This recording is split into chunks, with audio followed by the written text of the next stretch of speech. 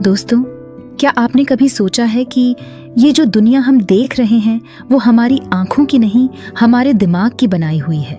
Psychology कहती है हमारा दिमाग हर पल हमारे लिए एक कल्पना की दुनिया रचता है। और हैरानी की बात यह है कि वो हमें वही दिखाता है जो हम देखना चाहते हैं, न कि जो असल में होता है। इसका मतलब ये है कि कई बार हम अपनी ही बनाई दुनिया में जीते हैं, जहां हर चीज हमारी सोच से रंगी होती है। हम समझते हैं कि यादें कभी नहीं बदलती, लेकिन साइकोलॉजी कहती है यादें भी भरोसे के लायक नहीं होती। हमारा दिमाग पुरानी बातों को दोहराते हुए उनमें नई बातें जोड़ देता है, कुछ बातें छुपा देता है और कुछ नया गढ़ लेता है। यही वजह है कि दो लोग एक ही घटना को याद करें तो दोनों की कहानी अलग होती है, क्योंकि दोनों के दिमाग ने उस घटना को अपनी अपनी भावनाओं के मुताबिक गढ़ा होता है। हमारा दिमाग लाखों सालों से एक ही काम कर रहा है, हमें बचाना। और इसी प्रक्रिया में वो हर नकारात्मक चीज को पहले नोटिस करता है। कोई छोटी सी गलती, कोई बुरी बात, कोई अनदेखा खतरा, दिमाग तुरंत अलर्ट हो जाता है। इसीलिए जब कोई आपकी तारीफ करता है और एक इंसान बुरा बोलता है तो दिमाग बार बार उस एक बुरी बात को ही दोहराता है। हमेशा याद रखिए, सकारात्मक सोच कभी कभी नहीं आती, उसे प्रैक्टिस करनी पड़ती है। हर दिन खुद को समझाना पड़ता है कि तू अच्छा है, तू काफी है।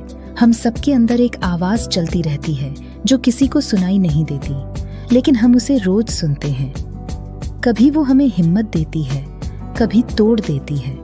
ये आवाजें हमारे अतीत की, हमारे जख्मों की और हमारे अनुभवों की होती हैं। साइकोलॉजी कहती है हमारी ये इनर वॉइस हमारी भावनात्मक स्थिति का आईना होती है। अगर आपने अपने आप को सच्चाई से स्वीकार किया है तो आपकी आवाज भी आपको सकारात्मक मार्गदर्शन देगी। लेकिन अगर आप खुद से नाराज हैं तो वही आवाज आपको गिरा सकती है। हर बार जब आप कुछ अच्छा करना चाहें, वो बोलेगी तू नहीं कर सकता। इसलिए सबसे पहली लड़ाई आपको अपने अंदर जीतनी होती है। दोस्तों, क्या आपने कभी ध्यान दिया है कि कुछ सपने बहुत ज्यादा असल लगते हैं? साइकोलॉजी के अनुसार हमारे सपने अवचेतन मन की भाषा हैं। वो उन बातों को बयान करते हैं जो हम दिन में दबा देते हैं, जैसे कोई अधूरी चाहत, कोई डर या कोई छिपी हुई भावना। जब हम जागते हैं तो उन्हें छुपा देते हैं, लेकिन जब सोते हैं तो वो खुलकर सामने आती हैं। इसलिए अगली बार जब कोई सपना परेशान करे तो खुद से पूछिए, क्या वो सपना कुछ कहना चाहता है? हम सोचते हैं, फिर सोचते हैं और फिर सोचते ही रहते हैं। कभी भविष्य की चिंता, कभी अतीत का पछतावा, कभी दूसरों के बारे में सोचते रहना। साइकोलॉजी कहती है ओवरथिंकिंग एक ऐसी मानसिक जाल है जिसमें इंसान खुद को फंसा लेता है। ये तनाव को बढ़ाती है, नींद को छीन लेती है और आत्मविश्वास को धीरे धीरे मिटा देती है। जितना ज्यादा हम सोचते हैं उतना ही ज्यादा निर्णय लेने में देरी होती है और धीरे धीरे हम खुद पर ही भरोसा करना बंद कर देते हैं। दूसरों से तुलना करना आजकल सोशल मीडिया की वजह से और भी आसान हो गया है। हम दूसरों की जिंदगी की हाइलाइट्स को देखते हैं और अपनी जिंदगी की कमियों से तुलना करते हैं। ये तुलना हमें अंदर ही अंदर खोखला बना देती है। साइकोलॉजी कहती है तुलना हमारे आत्मसम्मान का सबसे बड़ा दुश्मन है। अगर आप खुद से प्यार नहीं करेंगे तो कोई और भी नहीं कर पाएगा। खुद को अपनाइए, क्योंकि आप जैसे हैं वैसे ही अनमोल हैं।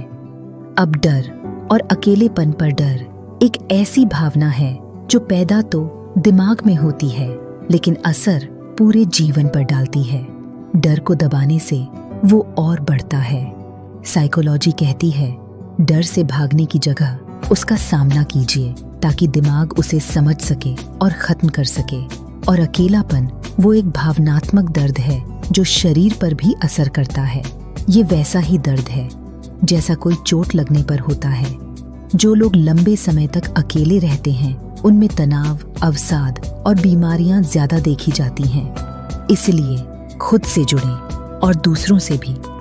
अब झूठ और हंसी की बात, बार बार झूठ बोलने से सिर्फ दूसरों का भरोसा नहीं टूटता, बल्कि दिमाग खुद उस झूठ को सच मानने लगता है। धीरे धीरे आप वो बन जाते हैं जो आप नहीं थे, और एक दिन खुद को पहचानना भी मुश्किल हो जाता है। लेकिन जहाँ इतना अंधेरा है वहीं एक रोशनी भी है, हंसी। दिमाग में हैप्पी हार्मोन रिलीज होते हैं और आप हल्का महसूस करते हैं। तो अगली बार जब आप खुद पर शक करें, जब आप अपने डर से घबराएं या जब आप अकेला महसूस करें, तो बस इतना याद रखना, आपका दिमाग आपका दुश्मन भी बन सकता है और सबसे अच्छा दोस्त भी।